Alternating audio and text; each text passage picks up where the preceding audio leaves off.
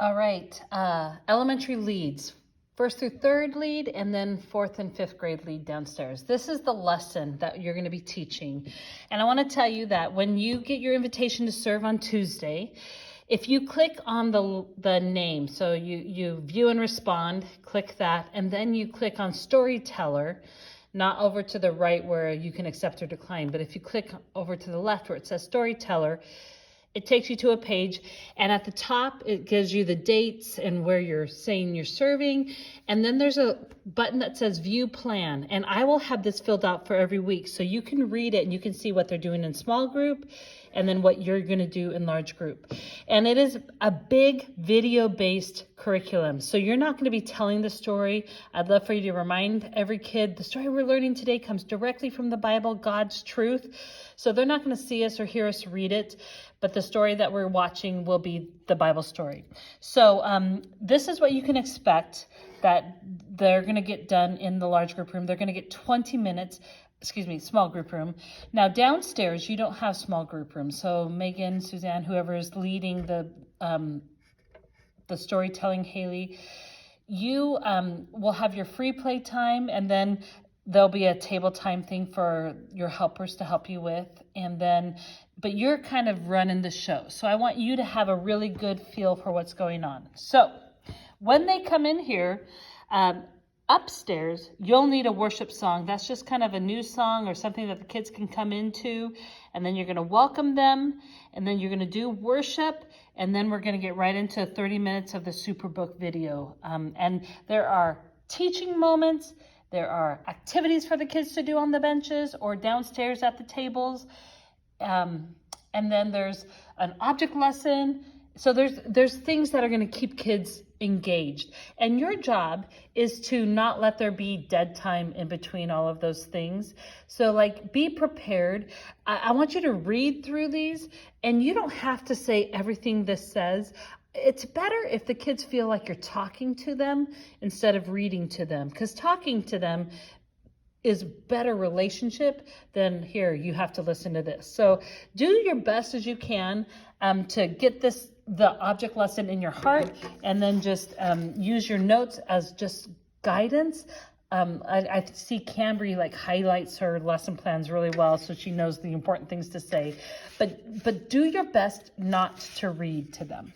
So when they come in here, you're going to do all those things, and then you're going to pray, and then you're going to get going. And I've numbered them on the top, and there's enough of these for everybody to have one. And you're just doing welcome. We're going to talk about Joy and see what she needs, and you're going to play the dilemma. It's like a 2-minute.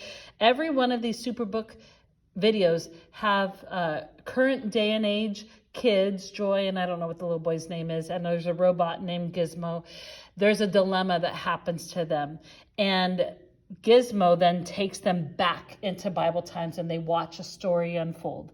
So after the Joy dilemma, then there'll be a 2-minute discussion, just very quick questions. In the future, I'm going to have this be done by the small group leaders. They'll just turn the kids towards them, and that way more kids are engaged in what's going on. Haley, you can choose however you want to do that this week. So, but then you're going to lead it into the Bible story and the resolution. So after that, you're going to go over the Bible verse, which is what they have learned in their classroom. So they should have it memorized, or close to it. And then after they've been watching a video for about 20 minutes, there is an activity. During the video is when you should be like kind of reminding yourself what's going to come next. So the stacking video. So during the video, you'll have leaders come, and these are for every 5 kids, 2, 4, 6, 8, 10, 12, 14, 16, 18, 20. There's 20. So I think for every 3 kids, you can have them work on this together, and have them, when they deliver them to the kids during the video, get them near them, have them turn that little piece of paper over so the kids can't see it. So what happens is when the video's over, you're going to do that intro, do that memory verse thing, and then you're going to say, okay, everybody, there's a bowl for every 3 of you, and when I say ready, you're going to flip over the stack thing. In fact, go ahead and look at it right now. This is what you guys are going to build. You're going to use the things in your bowl. And here's some good advice is that if you make it so that it is centered and everything is balanced well, you'll have better luck. So there are 4 different stacks. So every kid's group will be kind of doing a different stack. It's not the same stack. There are 4 different ones. So they can do it once. And I thought it would be fun to have them go against maybe a leader. The leader can build it on the stool. Or we could get a couple of stools up here and have some 5th graders up here, Haley, like we had talked about. So the younger kids are working, but it's not super easy. So when I was doing it, you really have to take your time. So it's not one of those Speedy Gonzalez things. It's taking your time in building it, but it is following directions. And that's our Bible verse is do whatever Jesus asks you. So that is an active game. All of the kids will be involved in that, and you'll find your supplies right back there. I'd pass them out during the movie video. You don't want kids waiting, because when they're waiting, that's when you lose them. So, okay. Then after that, get all that stuff gathered, put back in for the next hour. So have the kids pack it back up very kindly. And you are going to do an object lesson. And it's a great object lesson. And you're going to find those items right here. And when you hold the cup with the powder, you're going to hold it down here so that the kids don't necessarily see the powder. And you're going to bring the cup of water. And you're going to hold these up. And I'm going to pour it right here. And so you're going to just hold the cup that has the powder, but they don't see it. And you're going to show this as object lesson that, ooh, look at, there's a cup. And then when I pour this water, it turns into wine. And the whole idea is, of course, that's not wine. And then you show them the Kool-Aid packet, which should be here. I'll make sure it gets here. You show them the Kool-Aid packet and you say, this is a trick, but what Jesus did is a miracle. So you're just kind of talking about Jesus's miracle. And when we do what he says, we can expect him to impress us and be awesome. So then they've listened. Now you're playing an obedience game. Do you remember when I said the one thing I don't want you to do is read to kids? This is basically Simon Says, but it's Mary Says. Play a game to do whatever is asked. This is the one exception to the rule. You can read what it says. Now, they have done in their class the craft before they came in, and they'll carry this in and it'll be with them. And inside there are like forgive others, give generously, or give in secret. And there's another one and in your teaching time with the wine, it does refer to this cup. So the kids, you can have the kids hold these up and you can use this. So they'll have this in their hand. So during the obedience game, they need to have a plate, which is right here, a big stack of plates, and their cup. And then you can read these obedience games. So again, it's something that they're all involved in and doing. So they'll be excited and happy.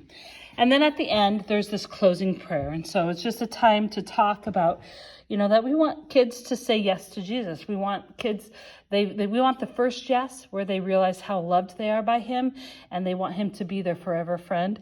But then we want to teach them how to live a life of yeses, do whatever he says. And this Bible verse is not the one they memorized, but it's another Bible verse that it's Jesus saying, all who love me will do what I say. So Mary, the mother of Jesus, said, this is what you need to do. It's a good way to live. And then here's a Bible verse that Jesus says, that's a way we can show you that we love you, is by doing what Jesus tells us to do. So that means we have to listen. And so talking and listening is what prayer is all about. So we're going to end in prayer time. And so you've got this here. And then should you still have time, I have a time filler. So that's attached to your lesson plan. And on the back counter, you will have a true and false piece of paper, and have 1 leader or 2 kids. They'll be right here.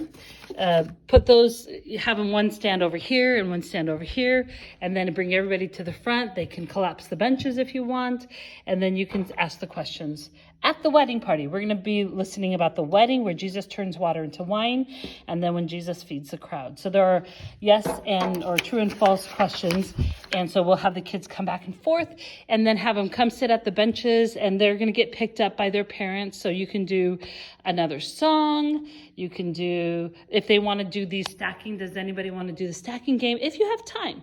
And I'm not confident you will, because I think there's a lot to do. But and I think this game is going to take some time.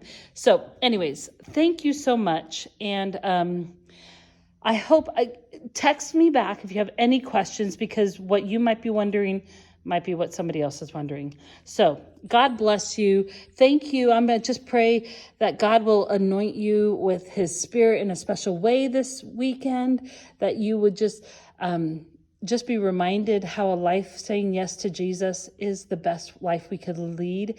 It's not a life of restriction, but it actually gives us more freedom when we're saying yes to him. And so I just pray that you would know that and walk in that today. So God bless you.